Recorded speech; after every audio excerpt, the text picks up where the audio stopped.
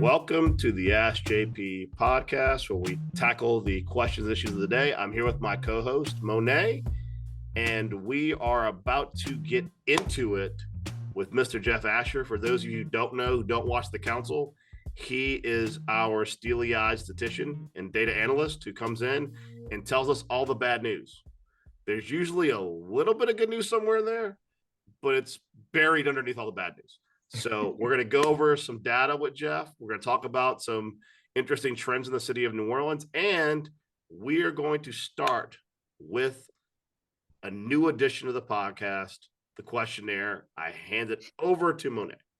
Yes, for the listeners and viewers at home, we have created the Ask JP questionnaire based off of the Colbert questionnaire and the questionnaire at the end of Inside the Actor Studio, if you're familiar with that, just so that we know our guest and our guest is known to the fine viewers and listeners of this podcast. So let's start it off with our inaugural questionee, Jeff Asher. All right. He looks so nervous. It's awesome. No, it'll be fine. I promise. Question 1. What is your favorite sandwich? My favorite sandwich? Yes.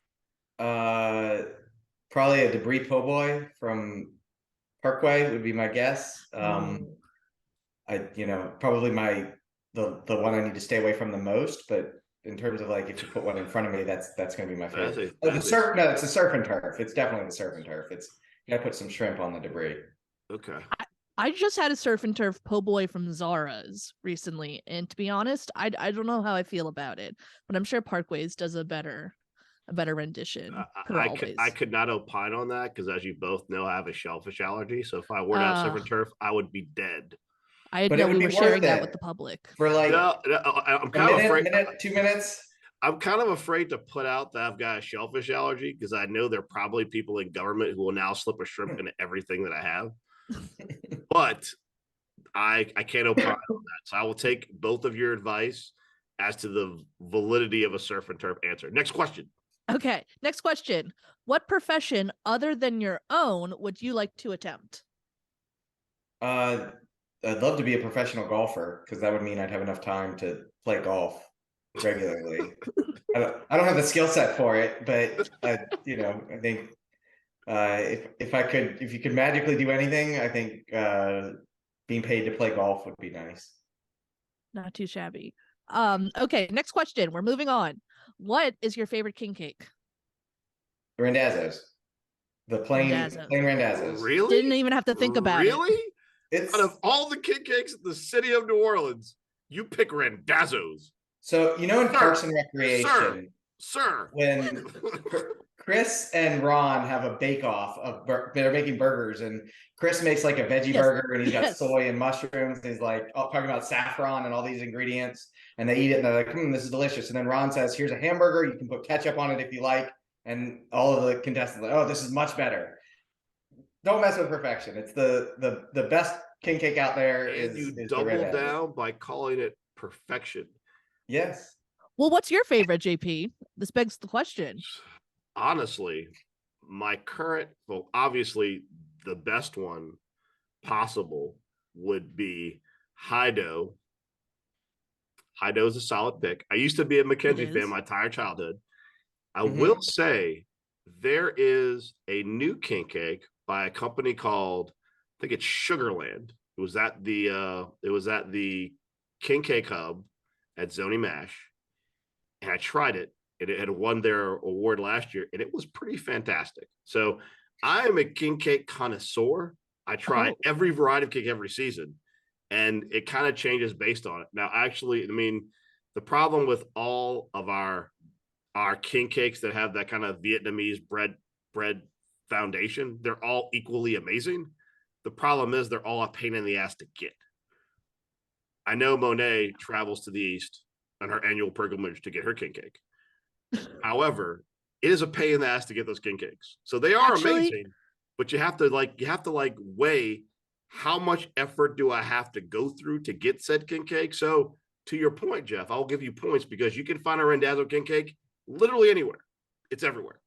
And I mean, every year I sit in line or stand in line January 6th at Randazzo's in Metairie. I don't know. It feels like starting a new year again, 6 days after the year actually started. How do your parents feel about that decision? My parents, I don't know. They probably don't approve like all of my decisions. Okay. That entire line of question, I'm going to give that up. Stop in there. That was the perfect final answer on that. Next one. Okay. Next question. Cafe du Monde or Morning Call? Morning Call, because that's how I grew up. I went the Morning Call in Metairie every Saturday or Sunday with my dad and grandfather.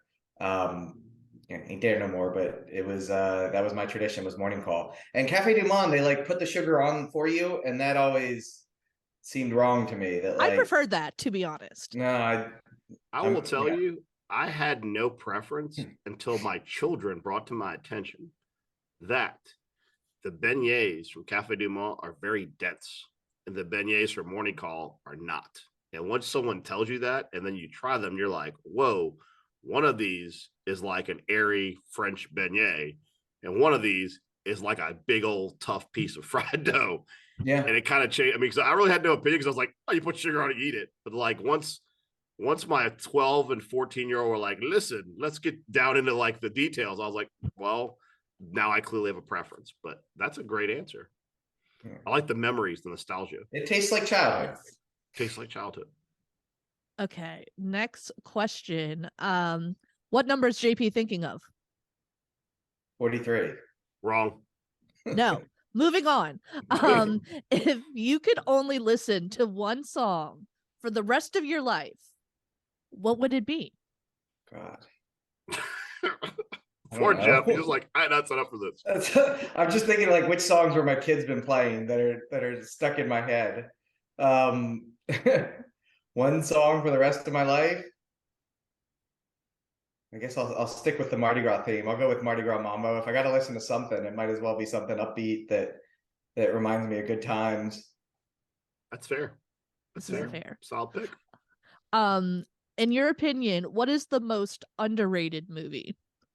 The most underrated movie? Yes. I guess I'm gonna go with Return of the Jedi, because I think that it like gets overshadowed by the other two in the trilogy, and it's kind of popular to like put it as the 12th best movie or something in the Star Wars, and who does that? Maybe not the top 3, but it's like there are to Jeff's credit, there are new Star Wars fans that have no concept of what a good movie is. They think the first the first 3 movies were good. Yeah. So I mean, it is important to remind them that they are trash. But what I do appreciate is that what I expected Jeff to say was Moneyball. And I'm glad you didn't, because you subverted expectations. Because any data person like, oh, Moneyball. It's like, if you'd be like Return of the Jedi, I was like, I see you, and I like where your head's at, because that would be like if someone were like, what's your favorite movie, JP? And I was like, I don't know, Bulworth or The Distinguished Gentleman. They'd be like, that's a cop-out, it's bullshit. But you went straight to Return of the Jedi. My dark saber in the background thanks you for celebrating the Luke Skywalker, the only real Jedi that we have so far. And Grogu's a good Jedi too, but that's whole different conversation. Sorry, Monet. My favorite question: what is your favorite curse word? My favorite curse word? Yes. He's so conflicted right now. Your parents will watch this podcast. I'm okay with that. Okay. I'll do a cop out. And I'll say that I say like Jesus Christ too much when I'm like cursing the Saints or the Pelicans. And so my 4-year-old was watching, so he was either watching or pretending to play a sport, and I heard him go, Jesus Christ, in a very angry format. I was like, okay, I need to watch myself. That is another solid but unexpected pick for curse word, but I respect it. What do you love most about New Orleans? What do I love most? I mean, I'm here because of family. I think that my parents are here. My sister's here, and my aunts and uncles are here, and I can trace going back 170 years for my family. So I think that's why I'm here, and that's what I love the most, is that again, to reflect back on Parks and Rec, when Ron tells Leslie Swanson that you can have a lot of job offers in your life, but you only have one hometown, and this is my hometown. Yes, aptly put. And 2 Parks and Rec references going in. We're starting strong. And I've never seen the show before either. My brain just froze. I was like, I mean, not just Park and Rec quotes, but Ron Swanson quotes, which is some serious Ron Swanson beard energy.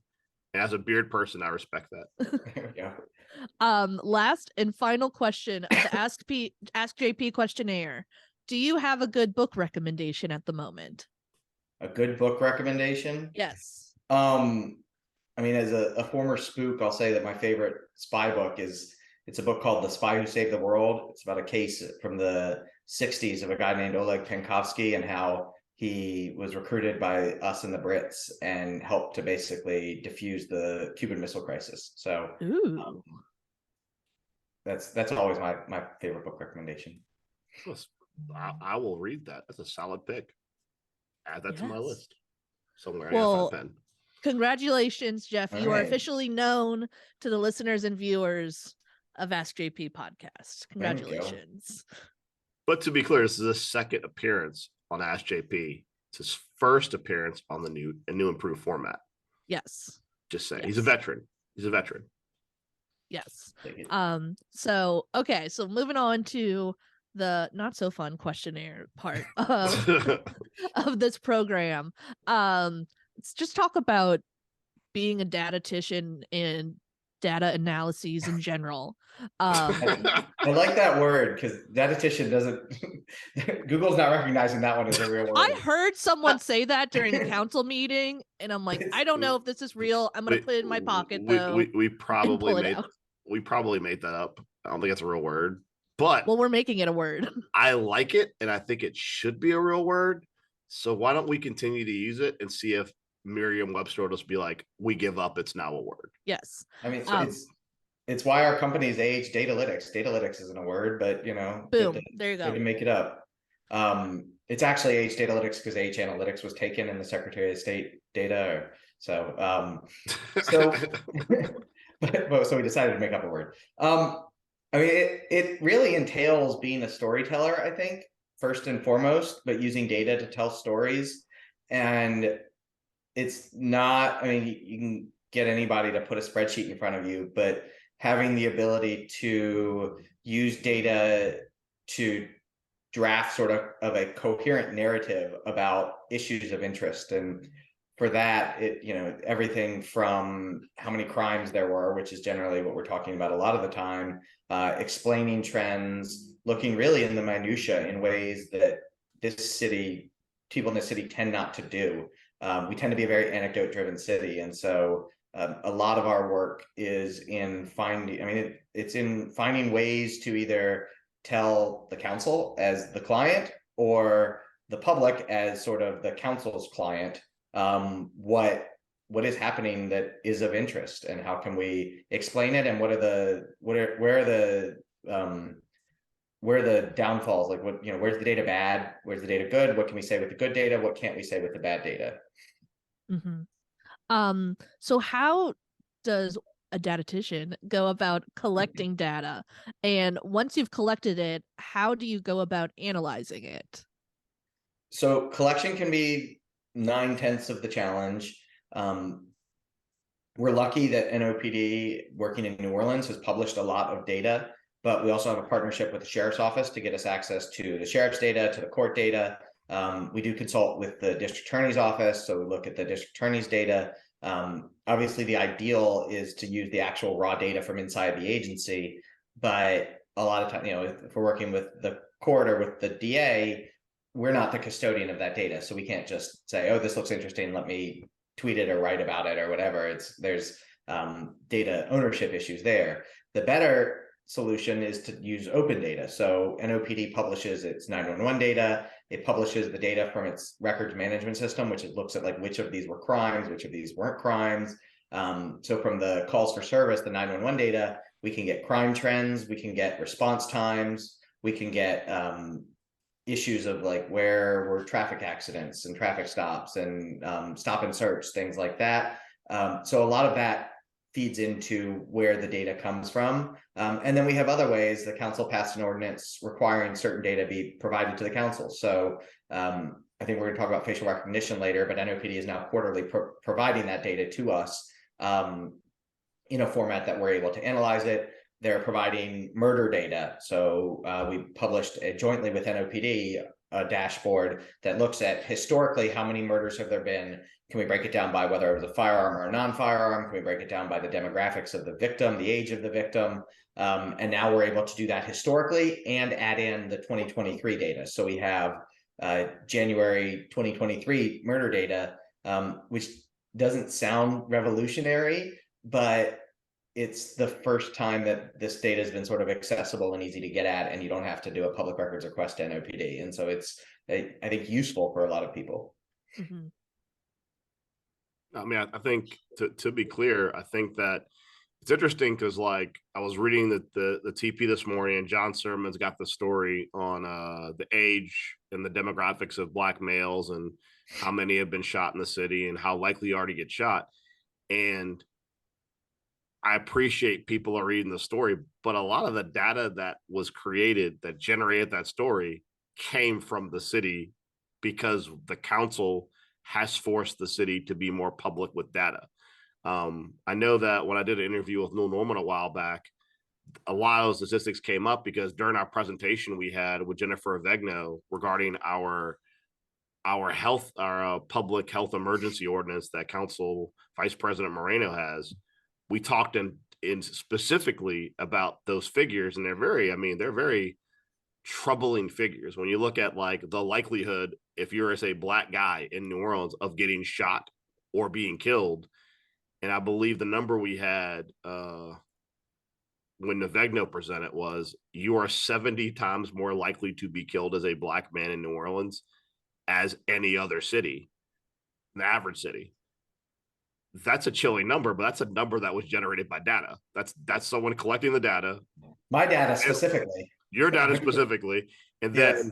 and then parsing that data, like you said, to tell a story. I mean, honestly, I think it was very appropriate that when you were presenting last meeting, you talked about how everyone was focusing on the car theft numbers, which are very, very high, but you were able to parse down, by the way, if you look at Kias and Hyundais within the data, the reason why you're seeing this skyrocket trend is that when you parse the data and you see that what the actual amount of car theft is versus these that were part of this really bizarre like social media trend, it is the explanation for the explosion. Because when you look at the data, if you don't have someone analyzing the data and parsing it, if you looked at the raw data, it would appear that for no tangible reason, car theft is up like 300%. Mm-hmm. But if you look at it, you go, well, 200% of it is Kias and Hyundais. And you're like, oh, well, that is not only a narrative people need to know, but for a Kia and Hyundai owner, holy crap, it is infinitely more likely my car will be stolen. Now, I will tell you, because this podcast is just a lot of opinions. One of my neighbors was like, yeah, I got a friend who bought a Kia and it got stolen, and then he went back and bought another Kia. And I was like, well, that's kind of on him, bro, at that point, because something that really bothers me, not to go off on a tangent, which I often do, is that you have the data, people like Jeff analyze it, you see the problem, and there's still no recall. So, I mean, people are driving these cars around that are like, theft magnets. The manufacturer is aware by the sheer data it's a theft magnet, and they're doing no mitigation other than handing out boots for cars, the lock mechanism, which people defeated in the 90s and are defeating now with a $2 hacksaw. So, I mean, it's just like, it's, to your point, Jeff, the work you do is important. And I often am, I find it very interesting that very little of the data is attributed to the person that originally parsed it. Because as I mentioned in that TP story, they certainly didn't mention where the data came from. No. And I think sometimes what is probably frustrating is when you, I guess I'll go ahead and just use the P word, the plagiarism word. When someone has done data and done analysis, and then you represent it as something you generated without sourcing where the data is from, it makes it appear that you've spent the time and effort to do that data analysis. And though the data the council presents is public data that we put out there, it does get frustrating sometimes to be like, look at this data, we've uncovered this problem. It's like, no, actually, the problem was uncovered through public data collection, analyzed for the public, and put on a website for the public to review. It's not being hidden from you. This data is actually publicly accessible. Now, I give credit to the other storytellers who want to put names and faces of the people that are affected by it. But when you don't attribute that data to where it came from, that is intellectually dishonest. I mean, it's just not, it's just, and to not attribute it to the people who did the hard work to get to it, if that, in a lot of ways, people disrespect Datalytics, our new word we've just created, because they don't feel like it's important to go back and say, well, this analysis actually came from this website that was compiled by this person. And I mean, we'll move on because I could just rant about media all day, but why don't we talk about, go ahead, Jeff. I was just gonna say that I think that when you sort of take the bigger picture, when we look at it, you know, I used to work for the CIA, so like credit, it doesn't really matter to me that much. But you look at sort of, we're talking about all of these issues. I feel like over the last, year and a half, 2 years, that a lot of these issues are being discussed because we've been pushing them forward, and we push them to council, and council pushes them forward. And so, you know, once other people get a hold of it, once it's out in the public sphere, credit, whatever, but like the atmosphere is being shaped by some of these conversations and the data initially, I think is a big win for us. Yeah. I mean, I think we have all kind of impressed over the last year and a half about accountability. And part of having accountability is actually having access to data. Because if you don't have access to data to show where you've had success and where you've had failure, then basically you just have someone's opinion. Like, because you are seeing the data and analyzing it, previously what would happen is that these departments would have data and they give you their opinion of the data and why it's good or why it's bad. And that was always tremendously misleading to the public, because if you don't see the raw data, you're getting someone's secondhand interpretation. Like, for example, if you didn't have the raw data that you had parsed regarding car theft, the assumption would be everybody boot your own car in your driveway with a parking lot boot because all the cars are being stolen, hide your cars, so on and so forth. If you don't have someone who's parsing the data to go, well, what cars are being stolen, at what rate, what is the trend, you don't even give the public the ability to really respond to it. Like right now, I would have to argue that based upon your analysis as well as public awareness, if you've got a Kia or a Hyundai, you know you're at risk. And because we're parsing that data and putting that out there, it's more likely that a person who has a vehicle that's susceptible to theft, you empower them to have agency in what's going to happen with it. And anyway, but next question, maybe you could give our listeners kind of a scope of what you do with City Hall, like what kind of work you do with the City Council and other agencies, and how that information and your collection and your sharing, like across all the departments. Yeah, so we're public safety analysts. I've been doing this since summer of 2018, so coming up on 5 years soon. I think our objective is to inform the council and do it in a way that allows for policy that ideally addresses the issues that we're able to discover. So a lot of at the start was building these sort of public dashboards with the council before this one. A lot of our work entailed, how do we develop systems to build and then automate data publication, data visualization. So we built the crime dashboard and the jail dashboard and all of these things that were just sort of overviews of the New Orleans criminal justice system that is all information that should be publicly available and easily accessible, but has not been historically. So just the ability to track these things. And then we do more specific analyses whenever we're asked. Council member wants to know about either crime numbers or arrests in their district, or they want to know about an issue. A couple of years ago, we were looking at misdemeanor domestic violence charges getting dismissed pretty much en masse from the DA's office. We look at most of what we do is the crime and policing, and it's largely because of two reasons. One, the data access is superior there and there's fewer questions. But also, if you look at the city's budget, the police department gets 80% of the criminal justice budget. So it stands to reason that 80-90% of our analysis is going to be on policing type issues and crime issues that affect people. So that is kind of our other way of approaching things, is looking at what are the single issues and building ad hoc reports.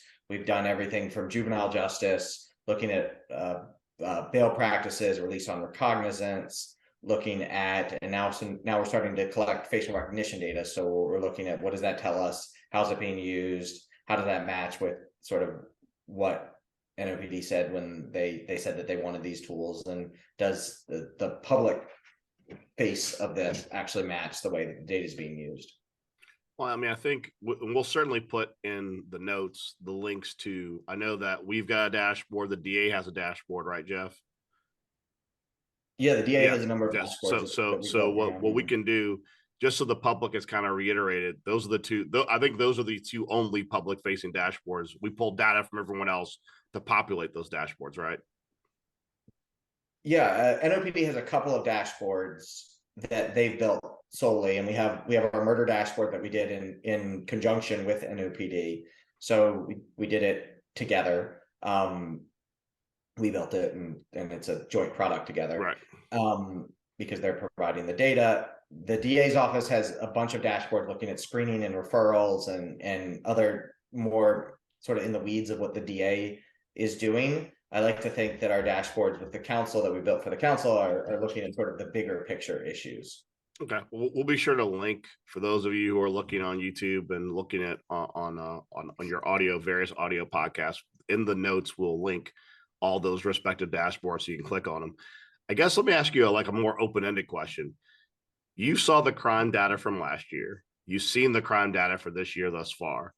And we have heard a variety of groups kind of give their interpretation of why things ended so badly last year and how things are going this year. As a data analyst, what is your interpretation of the trends currently? So my interpretation is that we've had a dramatic uptick in gun violence since the summer of 2020. The uptick has not abated, even if shootings go up or down based on a lot of randomness. So last year we had a small increase in the total number of shootings, both fatal and non-fatal, relative to 2021, but we had a much larger increase in the share of those shootings that were fatal. And so that is suggestive to me that we had an increase in shooting, so there's more gun violence, but there was also a lot of last year's increase in murder relative to 2020 was due to luck. And so my interpretation is that given that we'll probably stay at this sort of elevated level of gun violence, that in theory that you should sort of revert back to the mean as far as the share that are fatal, and we may see a reduction in murder, but it doesn't mean that we've necessarily reduced gun violence. We're still having a ton of shootings. Some of the other metrics, so we track calls for service for firearm discharges, which is really a better metric than looking at just shootings or just murders, because it tells you what the numbers are, like how many times is 911 being called for somebody shooting a gun. And oftentimes, you hear about gun battles going down the street and nobody gets hit, and so the police come out and it's just a firearm discharge, it's not an actual shooting. You have a lot of those. You could have up to 7 or 8 of those for every one actual shooting, and you could have up to 20 of those for every one murder.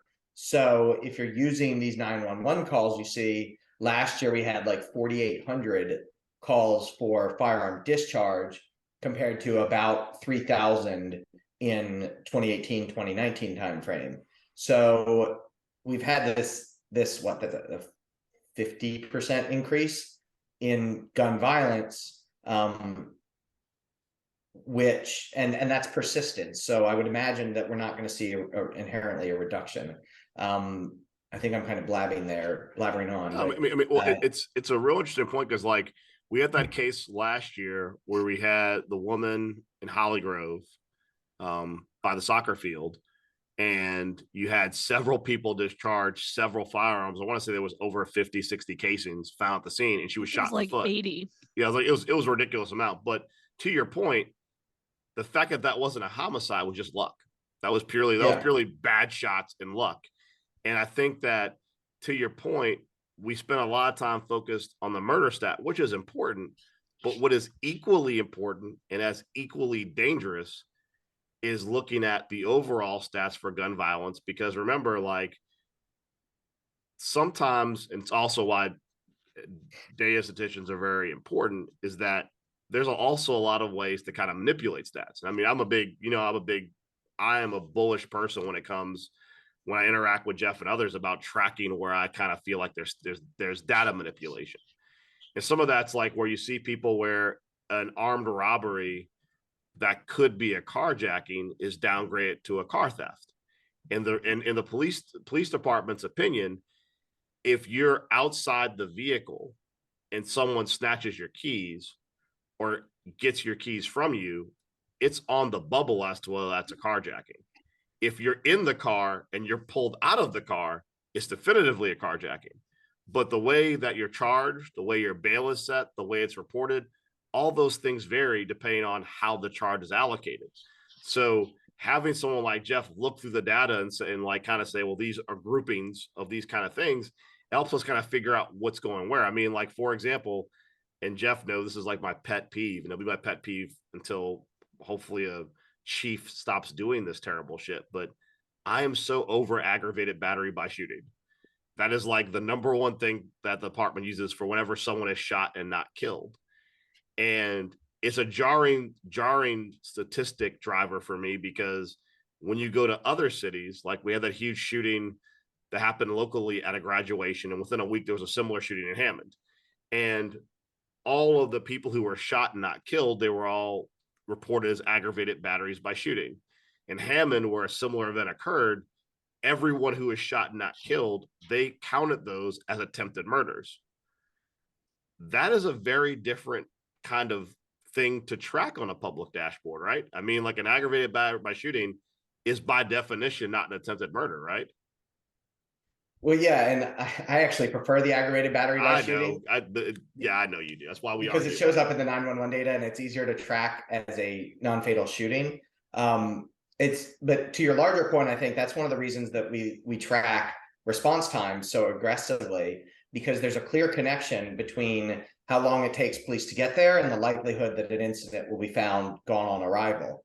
And so if this is especially true with property crimes, but if you can't trust your crime numbers because the police are getting there slower, and so your numbers look like they're going down, it makes it very difficult to, one, build community trust, but also to really understand what your trends are. And you can delude yourself into thinking, oh, look, we're reducing violent vehicle burglaries, but in reality, we're not reducing them. We're just not getting to as many of them, and they're being marked gone on arrival or unfounded much more.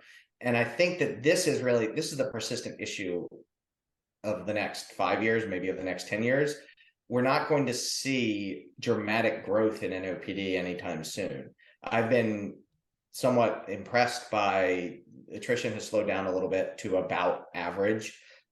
We're seeing a slight increase in the number of applicants so far, but it's not clear whether or not this will persist over the course of a year to allow for basically matching attrition. We're nowhere near reaching the point where we're able to exceed attrition. And you know, from back when we approved those massive like one-time bonuses last year that are going to kick in March or May, that was why I was incredibly bullish on making them report how many bonuses were allocated and how many people separate in that window after that allocation, because I suspect, and the data will play out, and you'll be able to let us know again probably when we have a council meeting after a month after that bonus goes out, that we saw a tremendous amount of attrition from people who probably were not counting on or looking for that bonus. Because right around when that bonus was socialized and put out there, it's when attrition kind of started to firm up to that lower number. And the concern I have ongoing, and I hope I'm wrong. To be clear, it's one of those times where like I want to be wrong, but if I'm right, it's not that attrition slowed; it's that people are waiting for the one-time bonus. Because as long as you make it to that date, you're going to get anywhere from $5,000 to $30,000, and it's a lump sum, and it's not pensionable.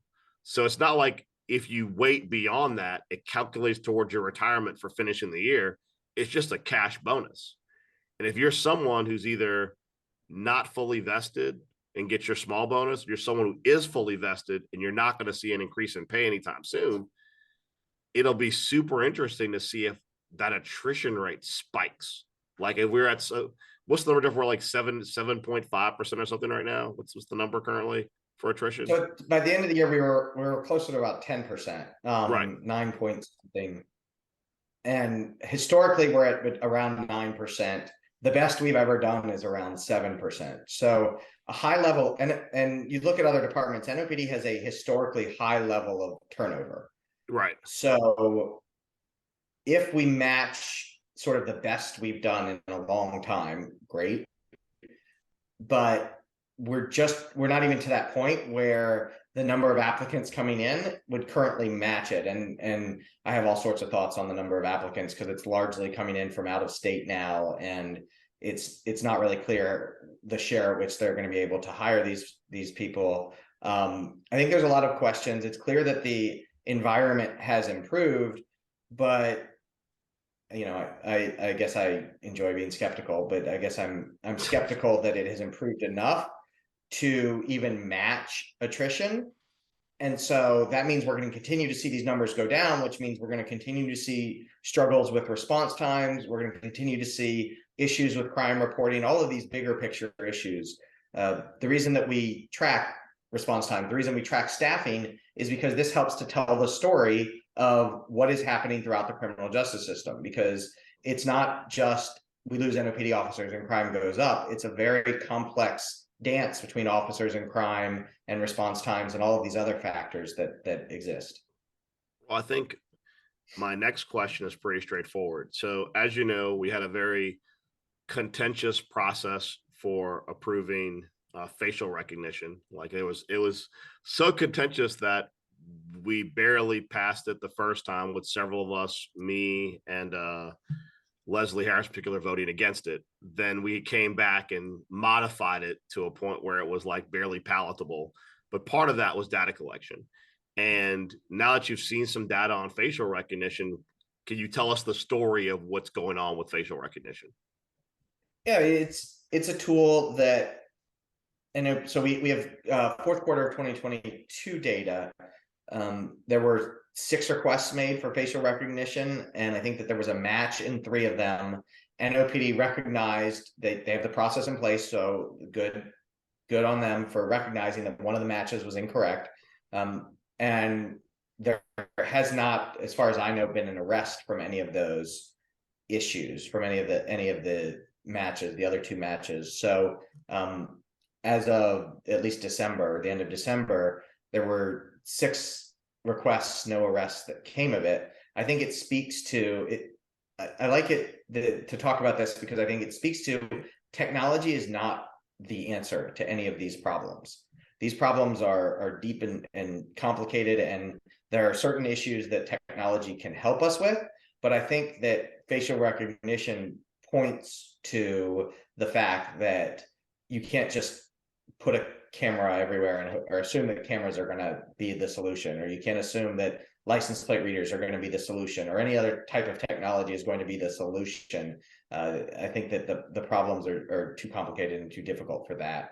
Well, I think it's an important point for two reasons. First, it's a little bit vindicating in that many of us who kind of gave pushback to the full court press of facial recognition will solve all ills, looking back on the rhetoric surrounding it, it was really oversold. Like, as far as like, this is going to lead us to solve all the murders and all the issues that are going out there. So I think that, to your point, I think when you talk about any kind of data collection as being part of a tool in a larger toolbox to solve a problem, I think that there was an effort to discount the council members who were like, do the privacy concerns outweigh its usefulness? And I think the modified facial recognition software that really respected more than the previous one, that this is a tool and not a solution and should not be overly exaggerated, overused, is kind of bared out with the facts. But I think it's especially important considering if you look at, and I have not, to be clear, podcast listeners, viewers, the council has not seen the police chief's crime plan at all. We were not given a preview of it. There was one member there who gave his opinion, but we weren't told on the front end. To double down on this ring camera deal as the way to solve crime, if you just look at how we've used facial recognition in that one quarter that was oversold as the solution to crime, saying that ring cameras and quadrupling down on facial recognition in video, I think it's important to recognize that it's kind of another effort to oversell technology as a substitute for dealing with the complex problems that revolve around crime. To your point, when looking at the data that we have, it really is a very complex dance on dealing with how we're going to deal. I mean, part of the whole reason why we're so bullish on civilianization is, for us, it's another effort to try and diversify the tools within the department with physical people that can help us get to a better solution. But there's this constant effort to convince the public that if we double down on technology when we're losing people, that if we ignore, privacy concerns and all these things, everything will be safer.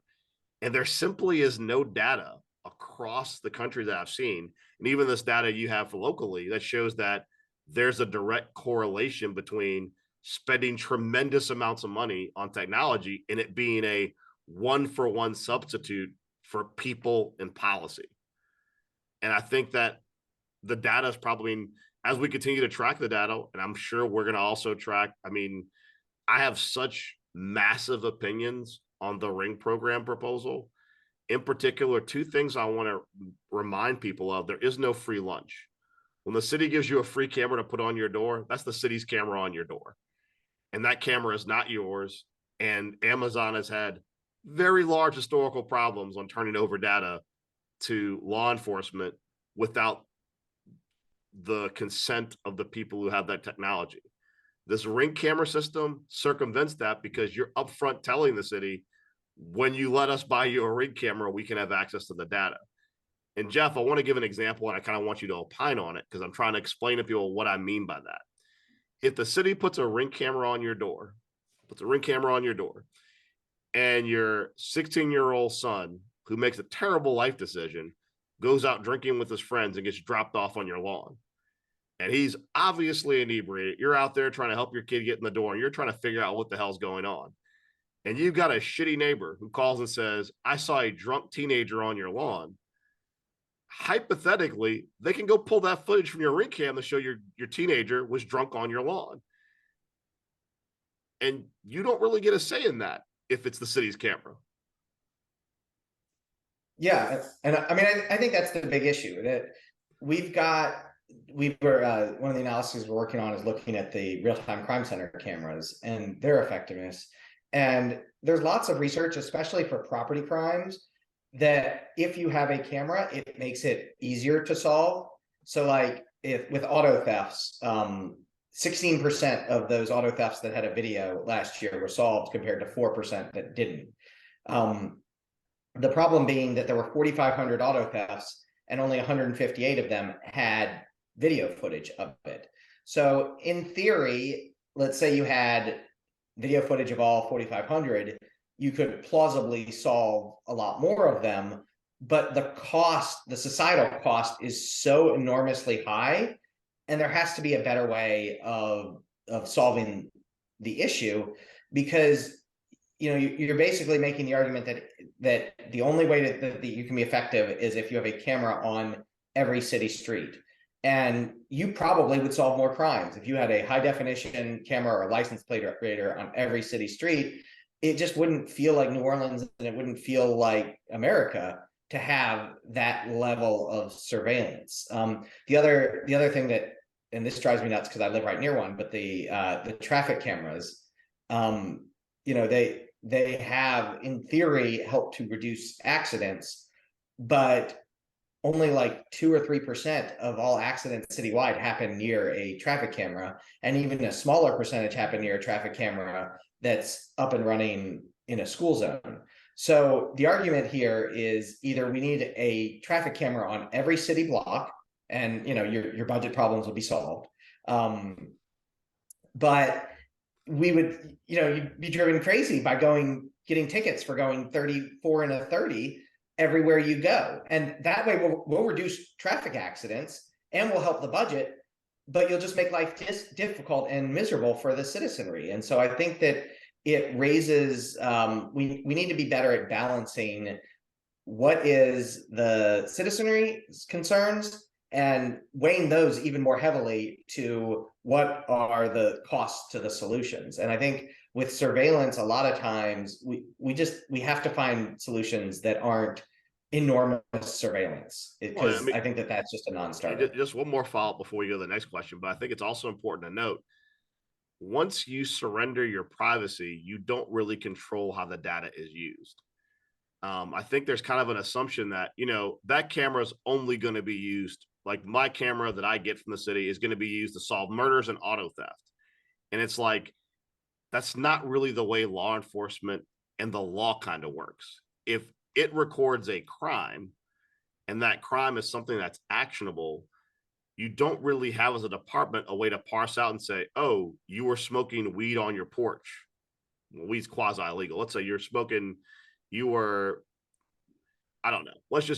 If you are on your porch doing anything that is actionable by law enforcement, and someone reviewing that footage sees something that is actionable, even something that the city is not particularly concerned about, it is the obligation of law enforcement to enforce the law. And it's like, I think sometimes people go, well, no, we're really not. I mean, you saw the huge fight the council still has to date over whether or not we're going to enforce marijuana laws. We fought an entire year with Chief Ferguson saying we have downplayed to a municipal offense. We made it automatically, expungible. We've done everything possible, but as long as the state law says that it's still a crime, it was really discretionary to police as to whether they would charge it. And going back to my analysis about your stupid son who drank too much and puked on your stairs, anyone would say, man, that's a parent trying to help their kid in there, and that's an unfortunate situation. But a law enforcement person could see that video and go, that's an adult contributing to delinquency of a minor. And it's like, prove it's not. And of course someone would say, no, that's ridiculous, they'd never do that. And it's like, you can't really say they wouldn't, because theoretically you have footage of a crime taking place in real action. And let's be honest, everyone can point to that one shitty neighbor on the street that would do something like that would call in and be like, I saw a drunk kid stumbling on a lawn. I think there's camera footage of it. And the thing is that, like, I know that's an extreme example, but when you have a society that purely relies upon surveillance to be safe, that is what you expose yourself to. And I think, to your point, it's a tool, but in the toolbox of tools, it's not a hammer. At best, it might be a nail. Maybe it's a minor tool, not a major tool in addressing these larger concerns, like having appropriate enforcement, right sizing the police department, doing what Baltimore did with Harrison to embrace civilianization, because a lot of the things that police do don't have to be done by a uniformed officer. and just shaping policy both in policing and outside policing to address underlying issues. It's very complicated. But whenever people try to distill and go, no, don't worry about all that, facial recognition, that's what's going to solve crime. It's just so frustrating as a policymaker, because you're like, I know that's not going to really solve the issue. But I have this line I use, and I know you've heard it repeatedly, Jeff. I'm not here to make you feel safe. I'm here to make you safe. And when people sell facial recognition as making you inherently safer, it really is overselling it. Yeah, absolutely. It's, I mean, facial recognition is a plausible tool, but I think that it's just, fortunately, I guess the technology is not mature enough. We don't have the infrastructure, and I don't think that it'll ever be a major piece of anything. And, I certainly wasn't a fan that it became the centerpiece of discussion of what was wrong with the city, was that we didn't have facial recognition, when it might be something that maybe it will help with a few cases over the course of a year. Yeah. Right. And I think that kind of goes back to, not to continue to labor on this point, but when we were discussing abortion after Roe v. Wade was overturned, we had that whole discussion where NOPD essentially took the position that we're going to collect data or follow possible, violations of the now state law criminalizing abortion, but don't worry, we're not going to do anything about it. And I think we saw a similar problem where it's like, that's not, as someone with an active uterus, that's a little bit too close to comfort for me. I don't need any law enforcement agency saying, we're going to have this, but no worries, we'll never do anything about that. Yeah, no.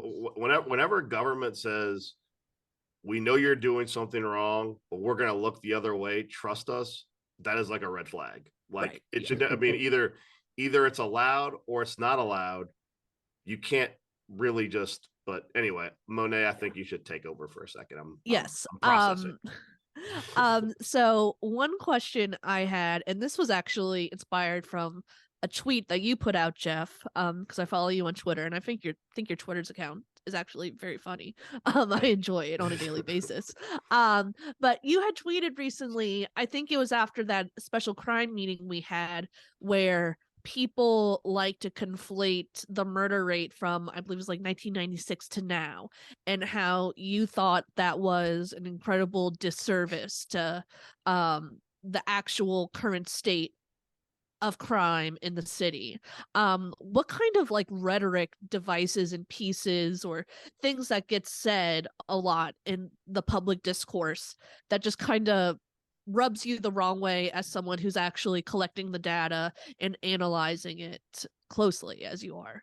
Yeah, I mean, the constant comparison to the 90s drives me nuts, just because, one, especially last year, the city's so much smaller and we had a rate comparable to the mid 90s. It wasn't 1994 when New Orleans had one of the highest murder rates ever recorded for a large American city, but it was like sufficiently high. And the example, or the analogy I always give is that we don't talk about the Saints. The Saints won 7 games last year. We don't say that's so much better than 1981 when they won 1 game.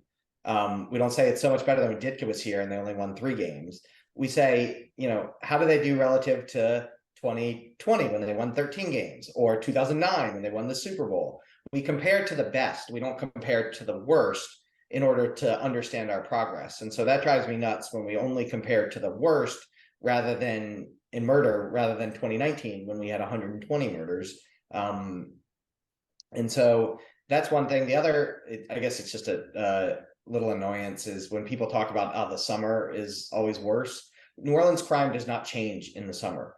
It is not driven, something like 6% of arrests are juveniles. So our crime trends are not driven by juveniles being out of school. Our murder does not go up in July and August because people are hot. It's something, the weather can affect a lot of cities that are like Chicago and Detroit that are cold weather. Warm weather cities, it's not something that we deal with. And so, we have like NOPD talk about their summer deployment plan. Well, we should have a year-round deployment plan, because nothing is going to change in the summer. The need to, reduce crime does not change just because the heat and humidity go up. And so that usually drives me pretty nuts.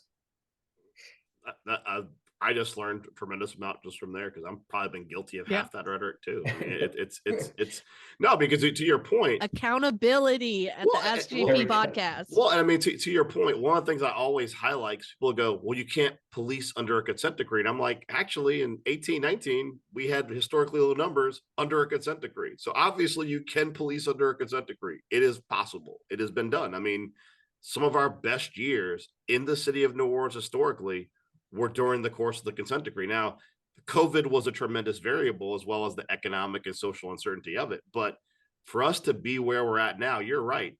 The fact that we're comparing ourselves to 1990, whatever, and saying it's some kind of trend that just bounced back is actually a tremendous disservice from how far we fell from 2019, 2018, because it would be more akin, using your sports analogy, if the Saints had 3 like Patriot undefeated Super Bowl seasons and now we're shit. But just say, but like all the same tools, the same organization, coaching staff are still there. They're just bad. And it's like, that's much worse than being like, man, I wish we were like the Saints and like the, whatever. It's like, it's actually kind of a discount to the accountability of the department and the city as a whole that we've seen that large of a split in less than 4 or 5 years. I mean, you're not talking about a decade trend. You're talking about we fell off a cliff in a 4-year period. And that's way more alarming than over a decade we got to this point. I mean, we went from doing the best we had. God, I want to say in 19, we were comparing ourselves to like New Orleans in like the 60s or something crazy like that. And then now to be at our worst, I mean, that's it. You're right. I mean, it's actually kind of a huge disservice and makes what's kind of a dangerous trend even more jarring, because you're like, we remember when it's not a split between like me and my grandparents remembering a different New Orleans. My kids were alive, all 3 of them, when crime wasn't that bad. And now in their same lifetime, it's gone horrifically. Yeah. And the fact that we're not doing a better job analyzing the data on what transpired in that window to identify the variables and tackle them, because we're so fixated on the 90s. I mean, I'm accountable. I learned something. That's going to make me think twice before saying that stuff, Jeff. I appreciate it. See, look. Hey, full circle. Full circle. Sending the invoice now. All right, last question. From your perspective, how should data inform policy and vice versa? I feel like we just saw it, right? We did, but I mean, I'm sure you have other ideas. No, I think, for data to inform policy, it takes one, we need to find what are the issues that we need to be paying attention to. So part of it is, you have us basically on staff to help out to identify what are those issues. So last year, a lot of our work early in the year was in analyzing and communicating that the department was losing tons of officers, that response times were increasing, that vehicle burglaries or auto thefts were going through the roof at the end of last year. So we were able to inform you about these things. And we basically spent a year where you guys, the policymakers, were pushing for solutions to those problems that we, the data analysts, were able to identify. So talking about civilianization, talking about redeployment, talking about recruitment bonuses and retention bonuses, and all of the steps that the city took are all being driven by the fact that the data was pointing to these as really big emerging issues. From the policy standpoint, I think policy should inform the data analysis, because I don't sit in your shoes. I don't listen to the constituents. I don't know what the biggest issues are that are of interest to the constituents. And so the policymakers taking the feedback and letting us know what is helpful, what are the constituents interested in, what are the policymakers interested in, what can we analyze in a way and either tell you, here's the data to support it. This is how you can push your policy, or and I've had these issues before when the council has brought up, we want to do X, and okay, we've done the literature review. Here's the literature review. It's really not flattering for this as a policy. And, hopefully you as the policymaker take that into consideration. If not, the data analyst has sort of done the job, and hopefully the issue gets resolved appropriately. I think that there's this constant dance of feedback from the analyst feeding policy questions, which feeds data analysis, which feeds feedback, which hopefully creates a really positive loop where we're identifying problems and moving forward on them to find appropriate solutions. Well, I think especially I want to highlight this because it's very important. Data analysis and collection is also important for accountability, because if we take ideas from the data you've collected and analyzed and we implement policy, and that policy does not change the trend, it's important for us to go back and look and say, because part of the reason why you want to have policy that's largely data driven is because data driven policy is when something is not working, you have to take your ego out of it and go, that ain't working. We need to do something different. The worst, in my opinion, the worst kind of policy you can have is that when you have policy driven by rhetoric and feels, like the idea, you've seen national, let's say if we have less CRT in schools, there'll be racial harmony. There's no data to provide that. But because it's become a talking point, it's driving policy. And if you're still seeing tremendous trepidation, tremendous conflict over racial issues, that increases as CRT is being torn out of schools, for example. A person who's honestly looking at data would go, well, that obviously wasn't the problem. When you're talking about crime, if we're not seeing crime trends improve, and part of why data is so important is that you're looking at the day-to-day data collection. So you're looking at the larger trend, but the smaller one as well. And we set very reasonable benchmarks for where we see change. Obviously, as I've told many people, whether it's Chief Woodfork or the next one, you're not going to see a reversal in our crime trends overnight. You're just not. It's not the way this situation works. But if we continue to go on an unimpeded vertical increase in violent crime and murder, and we continue to see that trend upward, and we don't see policies being created within NOPD that are affecting that trend, then it is reasonable for the public to assume there is not effective policy making at the NOPD. I'm not saying that we expect crime to do this and just go off a cliff and it be, Mayberry. But if you're seeing increasingly aggressive policy without a respective change and how the outcomes are happening, then you have to revisit what can we do differently. And I think honestly, from a council perspective, part of our frustration is we've been very flexible and been very public and transparent in our conversation, saying, let's talk about what our solutions are. Let's try them. Let's evaluate them. If they're not working, do something different. And I think part of why you see a public disengagement on criminal justice right now and a lack of hope is that you don't see a lot of that with some of the law enforcement agencies, as far as this is our plan. This is what we're doing differently. Let's analyze the outcome and see. Even the plan that came out yesterday from the chief, it doesn't really have benchmarks that anyone has to meet or any data that has to be collected to correlate to whether it's effective. It's like, here are my ideas. And if you don't on the back end have a data analytic plan where you're going to look at it and say, did that actually work? A lot of the reason why you're seeing movement in Baltimore is because they're doing the opposite. Our former Chief Harrison is trying new things. And if the new things don't work, he tries something else. But that conversation with the public is very transparent. I have to remind people, as they have such huge trepidation with confirmation, he has to be confirmed every damn year. Every year, the chief of the Baltimore Police Department has to be reconfirmed. We do it once. So for him to be up there trying different things and continuing to be, well regarded, despite the fact they have not reversed, like they're not Mayberry either, but the fact that there is that give and take publicly on what he's trying and what he's doing, it engenders some public goodwill and confidence that something will work. And I think honestly, our biggest our biggest missing piece right now, as far as how we're tackling crime, is that we don't trust the public as adults to share with them what we're doing and how we're treating this with urgency. And we're not being self-aware or accountable enough to say, we tried that and it didn't work. Here's what we're trying next. I think it's a great disservice to the public. I think it's a great disservice to adults who are trying to make decisions as to what to do with their families and their investments. And I think we shouldn't be surprised that we are having hemorrhaging business and people who are fed up with kind of hoping something will change.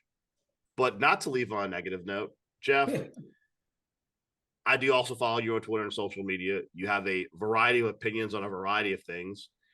And could you share with everyone how they could follow you on social media? Yes. Plug. Plug. At Crimalytics on Twitter. It's another made up word. So, Yes. And then I'm on Substack. I've been writing some random blogs. So jasher.substack.com. Usually crime related, maybe some NFL draft thrown in there. I do have a weird collection of dog pictures, serious crime posts, and jokes about the Saints.